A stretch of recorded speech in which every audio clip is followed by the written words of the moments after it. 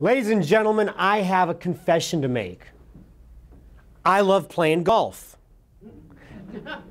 I know that doesn't sound like a big confession, but I like playing golf a lot. In fact, several of you in here I've played golf with. Now here in the United States, if you're a golfer, that you know this, that walking is not necessarily what you do a lot of anymore. The golf courses are set up that you need to take a cart. But that's not the only reason. You also know that if there's carts out there, that means you go faster and they get more rounds in and you get more golf in and the golf courses make more money. But that's beside the point. You get used to playing cart golf. Last August, I was in Bogota, Colombia, giving a presentation to a large conference. Now, I have family down there. My mother grew up there, and so I ended up staying an extra 10 days to enjoy family and the country. And my cousin took me to his club to play golf. I was really excited about this. So when we got there, there's no cart. But you know what I did find? Caddies. Caddies. It was like, oh my gosh, I get a caddy. The guy's name was Sylvester. And Sylvester, I'm going to tell you right now, if I could have put Sylvester in my bags and brought him back with me, I know my handicap would drop by at least 6 strokes. This guy was awesome. First of all, he would not let me even fix a divot. Every time I went to go do it, Mr. Dan, no, I'll take care of this. I'd bend down to take a look at my lie, or my lines to putt. He said, no, I'll take care of this. And he would give me the right read every single time. Now, the execution wasn't always perfect, but the read was right on. He also would see that I was often misaligned.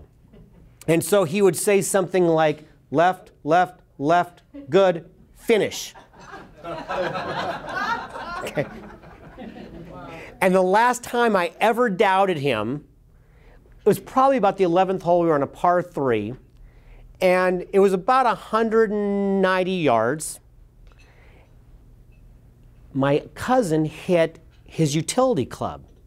And I thought, you know what? I think I need to hit the same type of club. And Sylvester said, no, here's your 4-iron.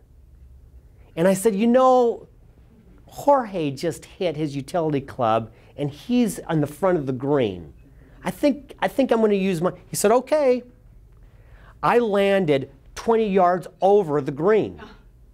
And he looked at me, and I said, I will never doubt you again. Now, Sylvester was a great caddy. How do caddies get paid? Tips. Now, he had a set amount. And by the way, Jorge took care of me. I found out my money was no good down there. They took care of everything for me. But he probably got a regular amount, but he also got tips. But what are the tips based on? Relationship. My experience, right? My performance, my experience.